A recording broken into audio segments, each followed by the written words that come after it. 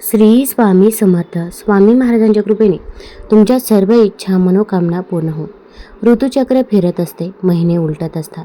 मग मध्येच कोणीतरी घरातील प्रौढ व्यक्ती म्हणते, यावर्षी अधिक महिना आहे बरं का. लहान मुले बुचकळ्यात पडतात. अधिक महिना हा कोणता नवीन महिना? वर्ष तर 12 महिन्यांचे असते, मग हा 13वा महिना कुठून आला?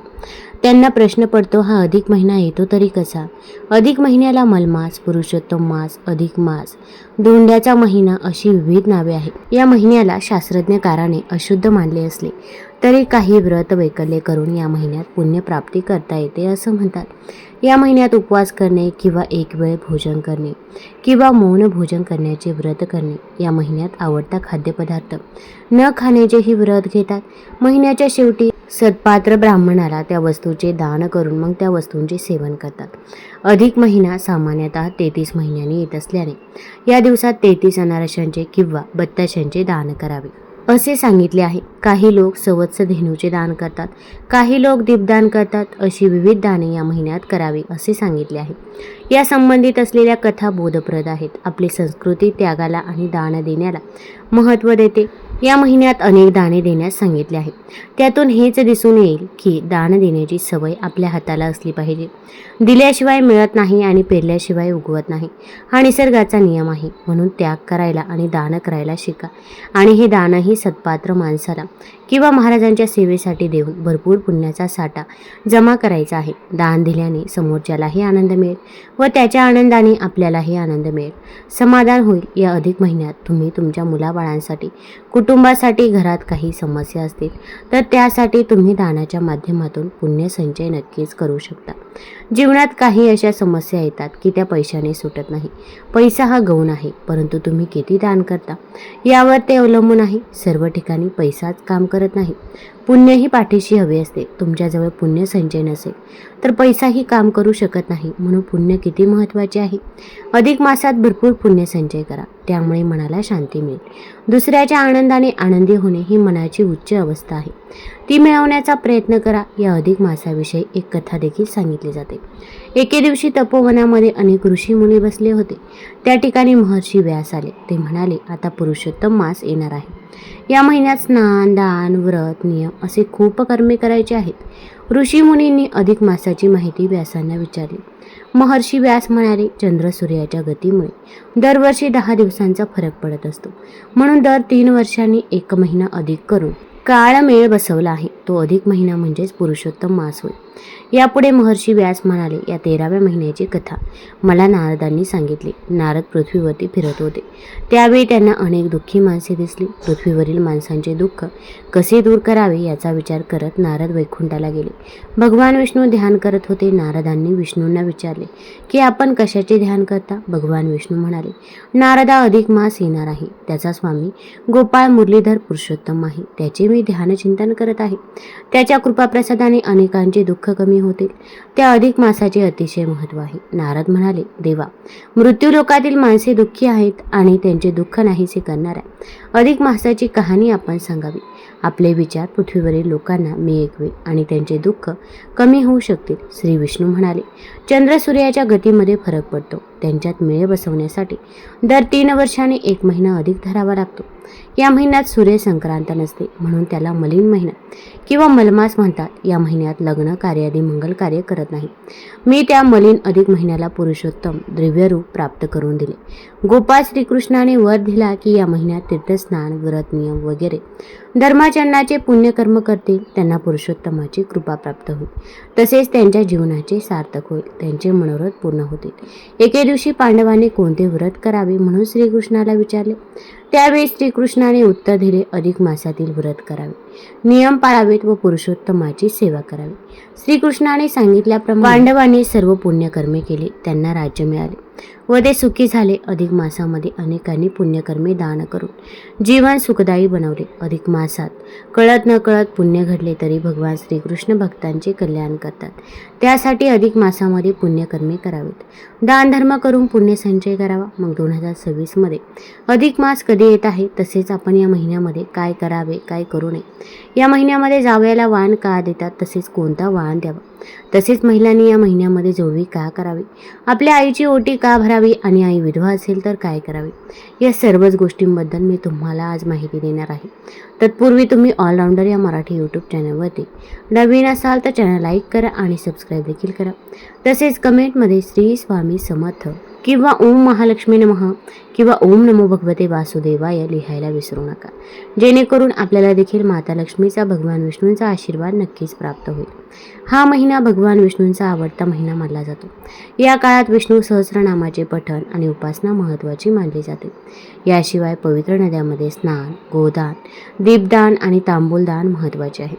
भागवत पुराण आणि पद्मपुराण यांसारख्या धर्मग्रंथांमध्ये नमूद केल्याप्रमाणे प्रत्येक महिन्याशी एक अधिष्ठात्री देवता संबंधित आहे, परंतु अधिक मासासोबत कोणतीही अधिष्ठात्री देवता जोडलेली नाही. यामुळे तो अपवित्र महिना म्हणूनही ओळखला जाऊ लागला. मलमास किंवा अपवित्र महिना असल्याने यात कोणतंही शुभ काम करण्यास मनाई केली जात होती. यामुळे व्यथित झालेल्या मलमासाने विविध देवांकडे जाऊन आपली अधिष्ठात्री होण्यासाठी विनवणी केली, परंतु कोणीही त्याचा स्वीकार केला नाही. देव आणि मनुष्याने त्यागलेल्या या महिन्याने वैकुंठात विष्णूला शरण जाऊन त्यांची प्रार्थना सुरू केली. विष्णू त्याच्यावरती प्रसन्न झाले आणि त्यांनी या महिन्याला श्रीकृष्णाला शरण जायला सांगितले. हिंदू धर्मातील श्रद्धेनुसार श्रीराम हा विष्णूंचा 7वा अवतार मानला जातो. रामाला मर्यादा पुरुषोत्तम म्हणून ओळखलं जातं. श्रीकृष्ण हे भगवान विष्णूंचं 8वे आणि पूर्ण पुरुषोत्तम रूप असल्याचं मानलं जातं.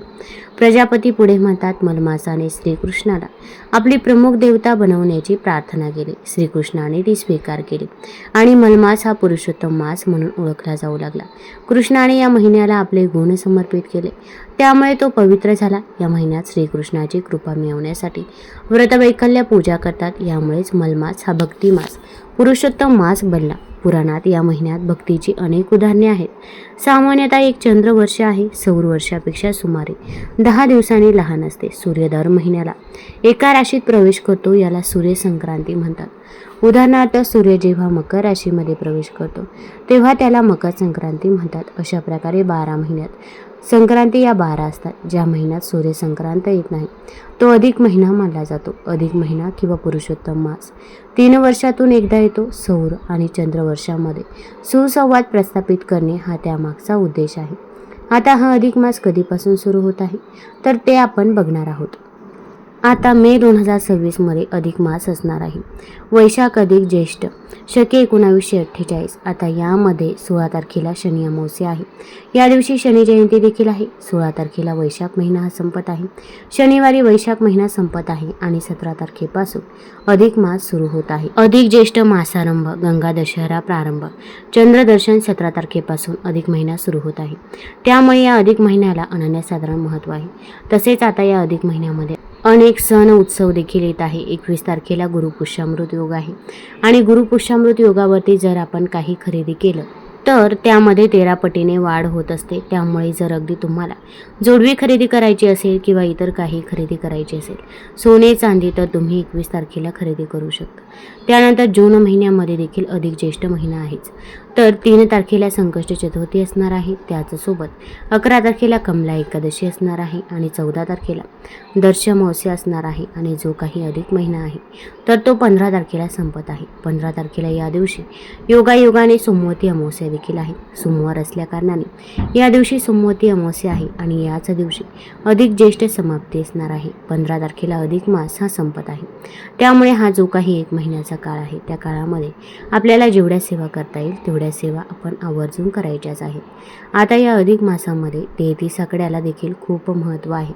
वशिष्ठ सिद्धांताप्रमाणे अधिक महिना हा 32 महिने 16 दिवस आणि 8 तासानंतर म्हणजे साधारण 33 महिन्यानंतर येतो. या 33 महिन्यांसाठी म्हणून 33 वस्तूंचे दान केले जाते. याचा उल्लेख अनेकदा 30-3 असा देखील केला जातो, कारण महिना 30 दिवसांचा असतो.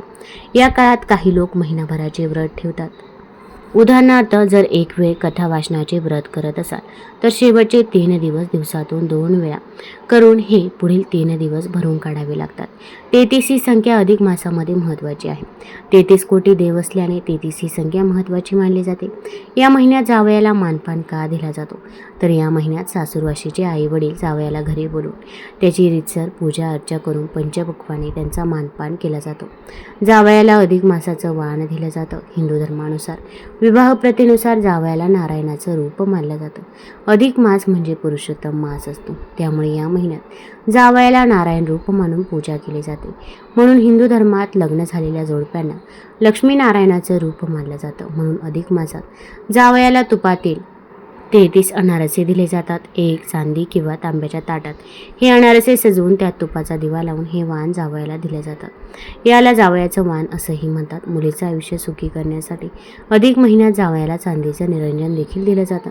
देवी लक्ष्मी आणि भगवान विष्णू यांचा आशीर्वाद मिळवण्यासाठी दीपदानाला देखील महत्त्व आहे. म्हणून जावयाला निरंजन दिल्यामुळे तुम्हाला लक्ष्मी आणि भगवान विष्णूंचे आशीर्वाद मिळतात. तुम्हाला प्रश्न पडला असेल चांदीचं का द्यावं, तर लक्ष्मी मातेला चांदी अतिशय म्हणजे खूप अप्रिय आहे, त्यामुळे चांदीचं निरंजन द्यावं. जेव्हा तुम्ही चांदीचं निरंजन जावयाला देतात तेव्हा तुमच्यावरील यम, शनी, राहू आणि केतू ग्रहांचे वाईट परिणाम कमी होतात. म्हणून तुम्ही जावयाला अधिक मासात नक्की घरी बोलवा. त्यांच्यासाठी छान छान खाद्यपदार्थ बनवा. त्यासोबत 33 अनारसे, 33 बत्तासे सोबत एक चांदीचं निरंजन देऊ शकता. तसेच त्या दिव्याने जावयाला नक्की औक्षवान करा. आता प्रत्येकालाच हे शक्य होत नाही, पण आपापल्या परीने आपापल्याला जेवढं शक्य होईल तेवढं आपण करायचं आहे. आता काही लेकी समजून घेतात आणि काही लेकींचा तर अतिहट्ट आईकडे असतो की मला ही गोष्ट पाहिजेच आहे. पण आईची देखील परिस्थिती समजून घेणं तितकंच गरजेचं आहे. आईने आपल्याला जन्म दिलेला आहे आणि तिचं ऋण आपण कधीही फेडू शकत नाही, हेही तितकंच खरं आहे. आता या महिन्यामध्ये आपण लेकी जावयाला तर करत असतो, पण आपण आपल्या आईसाठी करणं देखील तितकंच गरजेचं आहे. आता तुम्हाला जर आईसाठी करणे शक्य असेल तर आवर्जून तुम्ही आईसाठी करा आणि आईसाठी केलं नाही तरी पण आई तुमची तुम्हाला काहीच बोलणार नाही. पण जर शक्य असेल तर आवर्जून करण्याचा प्रयत्न करा. आता जेव्हा पण आपण आईकडे जातो तर आई आपल्याला कधीही रिकाम्या हाताने घरी देखील पाठवत नाही. ती आपल्या हातामध्ये काही ना काहीही देतच असते. अगदी तिच्याकडे काही नसलं तरी पण जे आहे तर ते आपल्याला ती देत असते. पूर्वी घरी आलेल्या सुवासिनीला ओटी भरल्याशिवाय पाठवत नसत.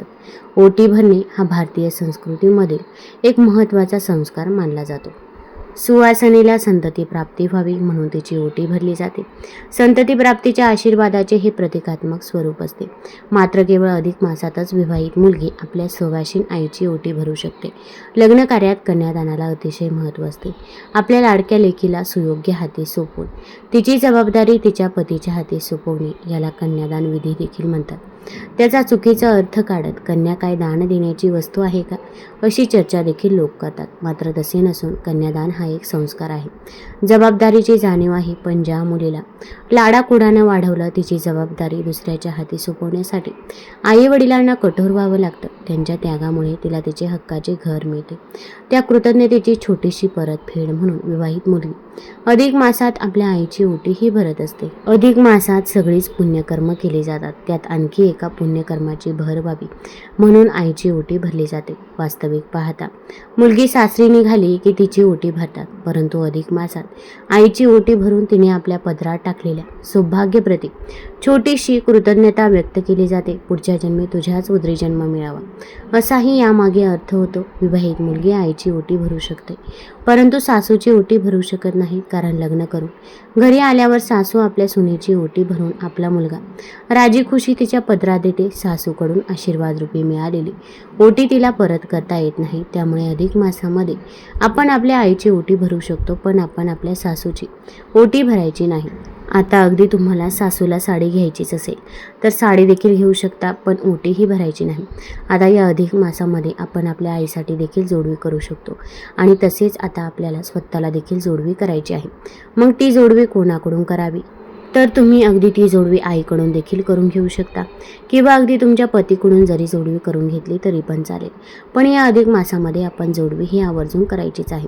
3 वर्षातून एकदाच असा सण येतो जेव्हा आपल्याला जोडवी बदलायचा मुहूर्त हा मिळत असतो. प्रत्येक भारतीय महिला बोटात जोडवी घालते. त्यामागे अनेक धार्मिक, सांस्कृतिक आणि वैज्ञानिक कारणे असतात. चांदीची जोडवी घालण्याचे प्रचंड फायदे असतात. तसेच ती जोडवी घालण्यामागे महिलांच्या आरोग्याचाही फायदा असतो. जोडवी घालण्याचे धार्मिक आणि सांस्कृतिक कारण म्हणजे जोडवीला लग्नाचे प्रतीक मानले जाते. ते 16 शृंगाराचा एक भाग आहे. शास्त्रानुसार पायाच्या दुसऱ्या आणि तिसऱ्या बोटात जोडवी घातली जातात. बोटात जोडवी घातल्याने वैवाहिक जीवनात आनंद मिळतो आणि देवी लक्ष्मीला प्रसन्नता मिळते. नकारात्मक ऊर्जेपासून बचाव करण्याचे देखील हे प्रतीक आहे. तसेच सौभाग्याचेही प्रतीक मानले जाते. चांदी ही एक थंड धातू आहे जी शरीरातील उष्णता नियंत्रित करते आणि नकारात्मक ऊर्जा देखील दूर करत असते. तसेच चांदीचा संबंध हा चंद्राशी जोडला जातो. चांदी घातल्याने मनाला शांती मिळते. तसेच ग्रहांचे अडथळे दूर होतात असंही म्हटलं जातं. पायात कधीच सोन्याचं काहीच घातलं जात नाही. सोने भगवान विष्णूशी संबंधित आहेत. मग अगदी तुमची भले कितीही परिस्थिती असो, पण या अधिक मासामध्ये पायामध्ये आपण सोन्याची जोडवी चुकूनही घालायची नाही. आपण चांदीची जोडवी घालायची आहे. अगदी बाजारामध्ये जी काही नकली जोडवी मिळतात तर ती जोडवी देखील चुकूनही घालायची नाही. आपण पायामध्ये चांदीची जोडवी घालावी. पायात जोडवी घालण्याचे वैज्ञानिक कारण म्हणजे जोडवी पायाच्या ज्या दुसऱ्या किंवा अगदी तिसऱ्या बोटात घातली जाते तेथील नस ही गर्भाशय आणि हृदयाशी जोडलेली असते. ही जोडवी घातल्याने त्या नसावर हलकासा दाब पडतो. त्यामुळे प्रजनन क्षमता वाढते आणि विनाअडचण गर्भधारणेला देखील मदत होत असते. जोडव्यांचा हा दाब महिलांच्या संप्रेरक प्रणालीला संतुलित करतो, ज्यामुळे मासिक पाळी नियमित राहते आणि थायरॉईडसारख्या समस्यांची शक्यता कमी होते.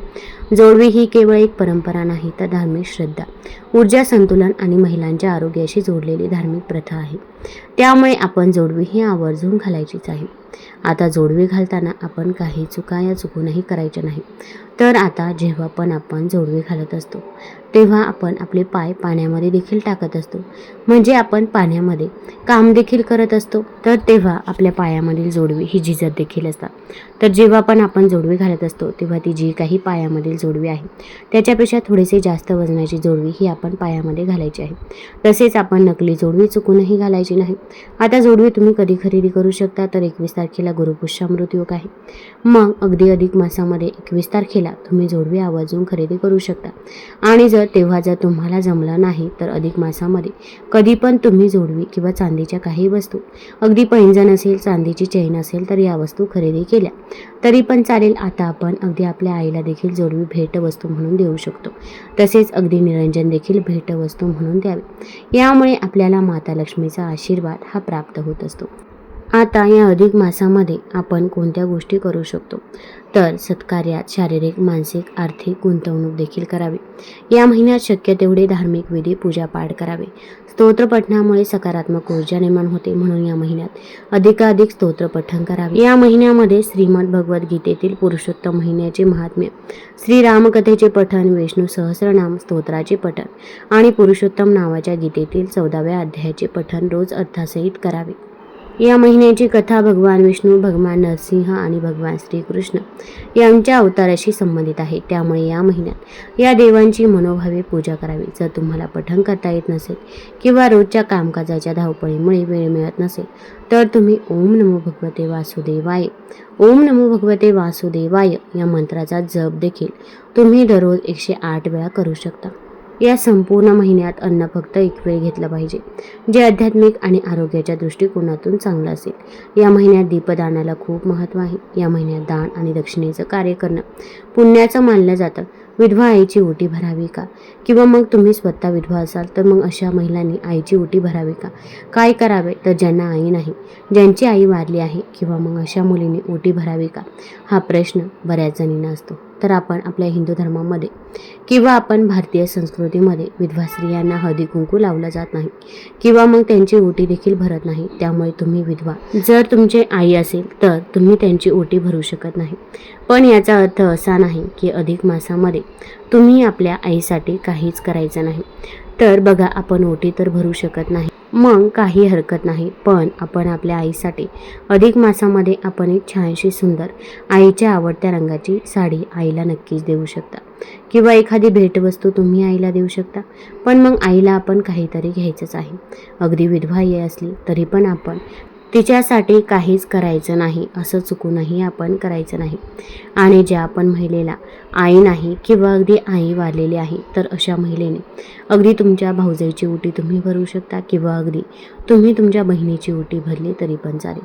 तसेच या महिन्यात दान आणि दक्षिणेचे कार्य करणे देखील खूपच पुण्याचं मानलं जातं. पुरुषोत्तम महिन्यात स्नान, पूजा, अनुष्ठान आणि दान केल्यानं विशेष फळ मिळते आणि सर्व प्रकारचे त्रास देखील दूर होतात. गहू, तांदूळ, मूग, तीळ, वाटाणा, राजगिरा, काकडी, केळी, आवळा, दूध, दही, तूप, आंबा, खरपूस, पिंपळ, सुपारी, फणस या पदार्थांचे सेवन या महिन्यामध्ये आपण आवर्जून करायचंच आहे. आता या महिन्यामध्ये आपण कोणती कामे करू नये तर लग्न कार्य, मुंज, साखरपुडा किंवा अन्य कोणतेही मंगल कार्य अधिक मासात करू नये. या महिन्यात विवाह, नामकरण, अष्टकादी श्राद्ध, मुंडन, यज्ञपीठ, कान टोचणे किंवा अगदी ग्रहप्रवेश यांसारखे शुभ कार्य करणे टाळावे. या अधिक महिन्यात कोणत्याही प्रकारचे व्यसन करू नका आणि मांसाहारापासून दूरच राहा. मांस, मद्य तसेच तांदळाचा कोंडा, उडीद, मोहरी, मसूर, मुळा, कांदा, लसूण, शिळे अन्न, मद्यपान करू नये. तसेच या अधिक मासामध्ये ग्रहप्रवेश देखील केला जात नाही. तुम्हाला जर हा व्हिडिओ आवडला असेल तर चॅनल लाईक करा, सबस्क्राईब करा आणि आपल्या मित्रपरिवारासोबत जरूर शेअर करा. धन्यवाद.